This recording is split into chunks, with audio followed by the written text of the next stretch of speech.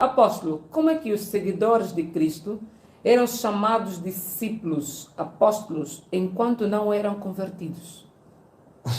Deus chama as coisas que não são como se já fossem. Preste bem atenção. Você está a pensar que Deus te chama, o pastor vai ser pastor, quer dizer, vai se tornar pastor, mas pela presciência, pela vocação, pelo chamado de Deus, já é pastor desde que ele nasceu. Deus já lhe vê como pastor. Viu? Esses 5 ministérios, eu já vos falei, não são ministérios da igreja, são ministérios do Senhor. Existem os ministérios do Senhor e existem os ministérios da igreja.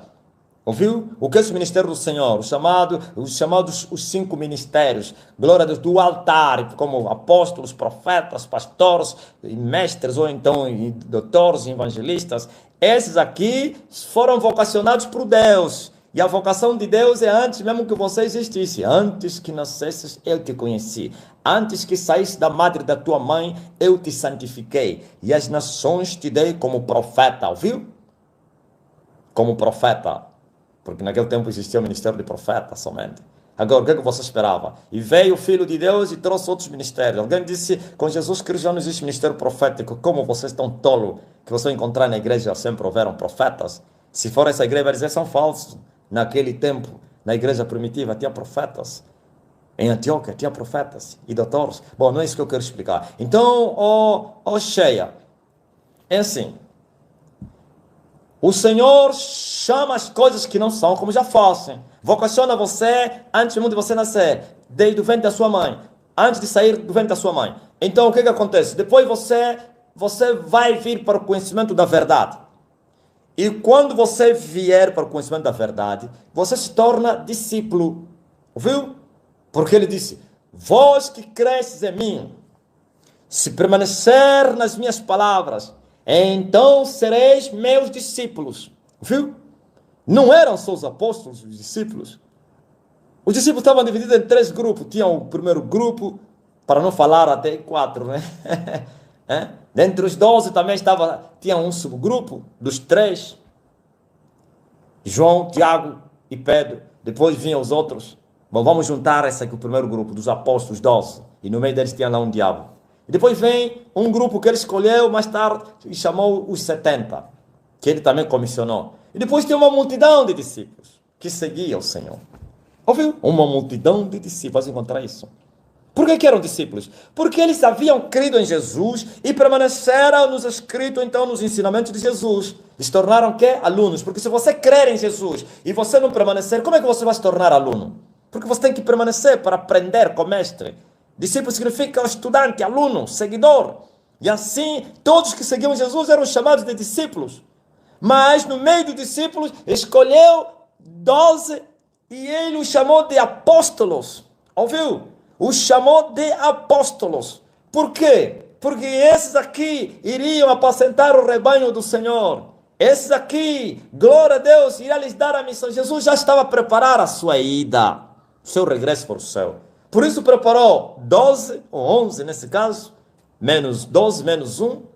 Sabia que ele não passaria no outro lado, ia morrer, porque o profeta, ou então o rei Davi já profetizou a respeito dele, que o seu bispado seria entregado a outro, e a sua casa seria destruída, sem deixar nem filho. Assim aconteceu com Judas, já no Salmo você encontra isso. Agora veja, ele já sabia que iria para o Pai, por isso preparou aqueles 12, 11, para lhes deixar a igreja, a missão de continuarem com a obra, para apacentar. Por isso, no meio dos 11, e ele distingue lá já o ressurreto Jesus chama Pedro e disse, tu me amas, tu sabes, 3 vezes. E 3 vezes ele responde, Jesus o diz, apacenta as minhas ovelhas. Ouviu? E não é só era Paulo, Pedro que se apacentava, e os outros também. E eles também fizeram discípulos. Ouviu? Formaram discípulos, nasceram também outros apóstolos, mestres, pastores, evangelistas, e foi assim. Por isso ele os chamou apóstolos, mesmo sem desempenhar ainda a função de apóstolo. Eles foram chamados de apóstolos, mas ainda não desempenhavam a função de apóstolo. Porque estavam na escola.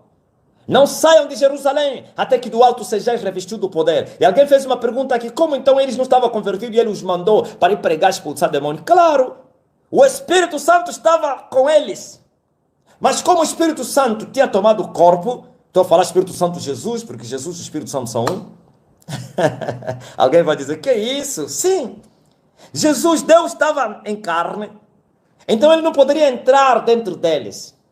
Por isso eu disse, importa que eu vá. Se eu não for, o Espírito Santo não virá até vocês. Aleluia. Importava que ele fosse glorificado para que o Espírito viesse. E a glorificação tinha que pagar o preço. Você conhece essa história. E por isso, o Espírito estava com eles. Deus, na ordenança que ele dava, e ninguém resistia. Não eram eles, mas aquele que lhes mandava. Vão, expulsem demônios.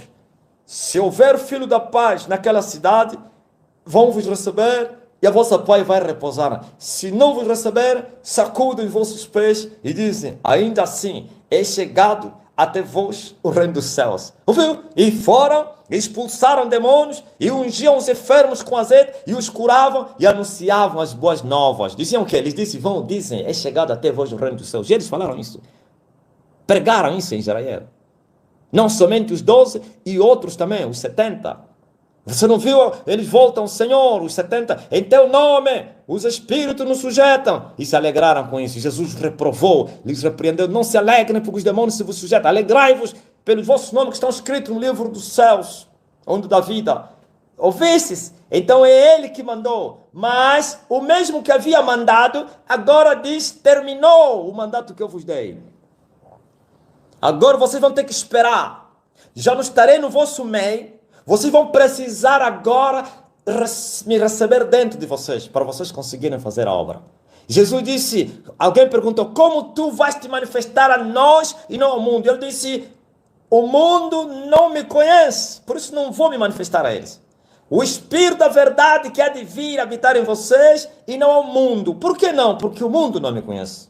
Mas vocês me conhecem. Vocês me conhecem. E eu habito no vosso meio. E estarei com vocês. Dentro de vocês. Viu? Jesus estava no meio deles. Agora que Jesus voltou, o Espírito Santo já não está no nosso meio. Está dentro de nós. Habitando dentro de nós. Para que a obra seja feita. E assim lhes disse, cuidado.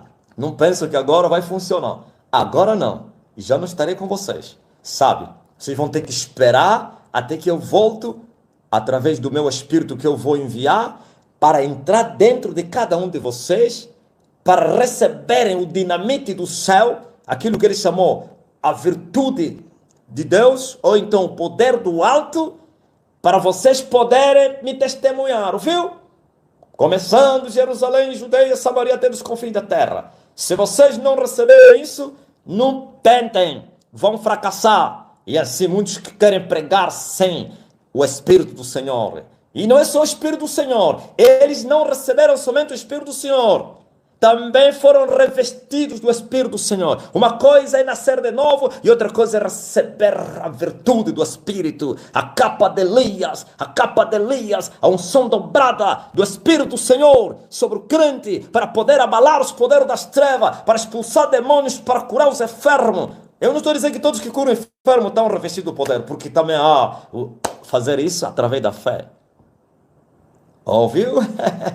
Mas quando a fé, o homem depois desiste.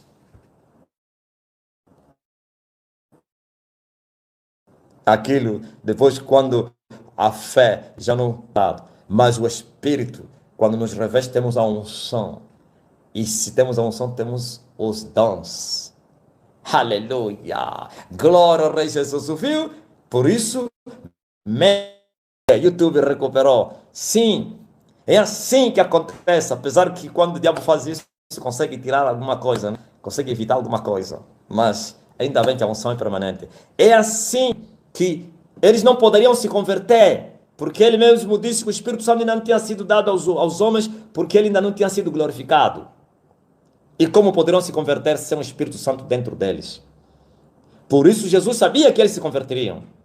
E ele continuou a lhes preparar. E ele sabia quando se converteriam. Depois da morte e ressurreição. Aleluia. E assim aconteceu. Os fracos, os covardes, os tímidos, os medrosos, os fugitivos, agora desafiaram reis. Aleluia. Bestas feras desafiaram ditadores, desafiaram assassinos, e um dos assassinos, chamado sumo sacerdote, lhes falou: não vos falamos que vocês devem parar de falar desse nome? Vocês estão a semear a vossa doutrina na cidade de Jerusalém, estão a lançar o sangue daquele homem sobre nós, hein? Não vos proibimos? E Pedro olhou para os olhos do assassino, chamado sumo sacerdote: seu pecador, julgai vós se é digno antes obedecer a vocês do que a Deus. E ele gritou: importa obedecer a Deus que aos homens. E continuou e disse: nós não vamos parar de falar do que nós ouvimos e vimos.